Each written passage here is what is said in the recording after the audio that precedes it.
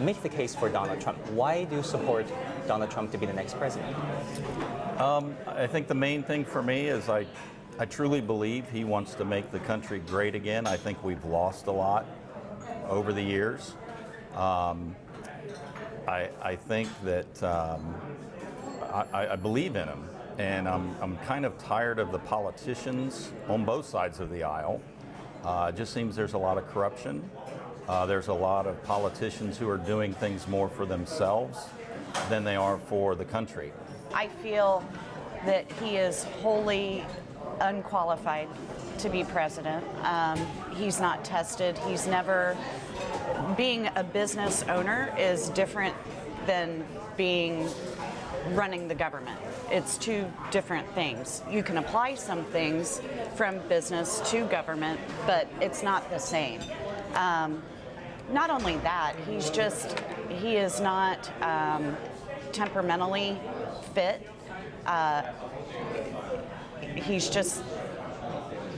He's awful, is what he is. I don't like the trajectory that this country is on. I think there needs to be change, and it needs to be dramatic in order to affect change. I support the philosophy, let's say, that Trump espouses.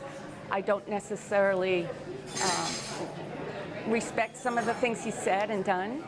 However, I think this country is on the wrong path, and there needs to be a change.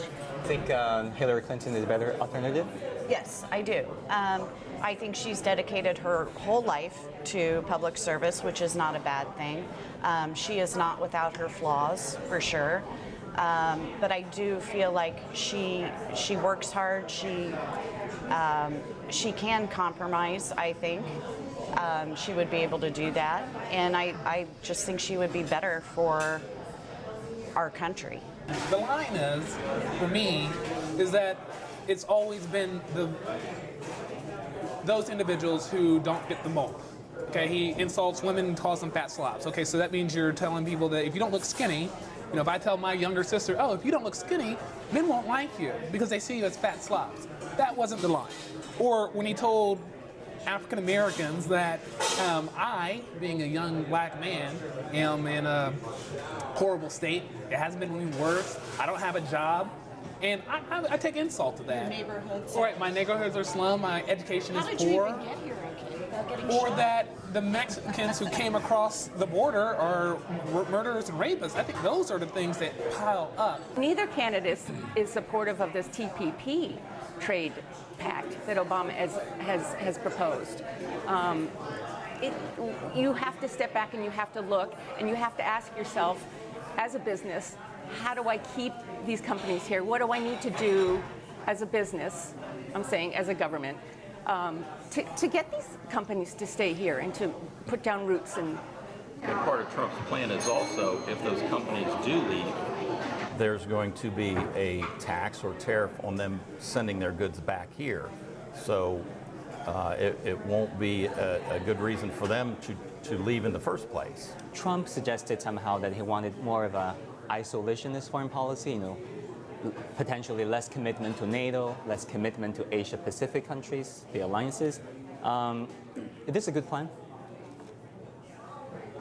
I think what he means by all of that is he wants to get our country back running in good order before we take care of everybody else. That's what I get out of that. With NATO, I mean, everybody should be pulling their own weight.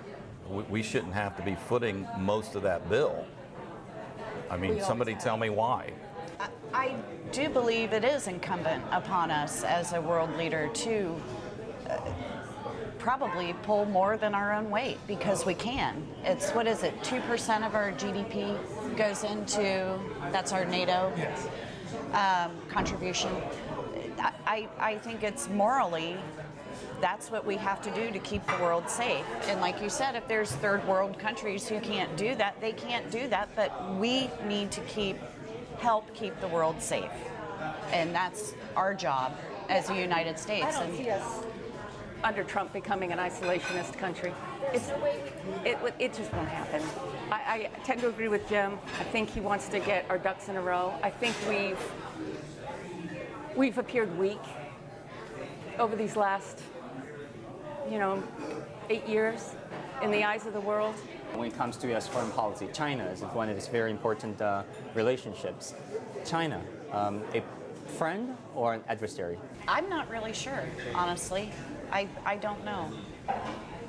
When you, as we had talked about before, in the United States being a superpower, in my opinion, China's going to be a friend regardless of who is the next president of the United States, because you're dealing with the United States of America. So you're going to have to adopt and adjust with the policies that the next president will have. So I see China being a friend.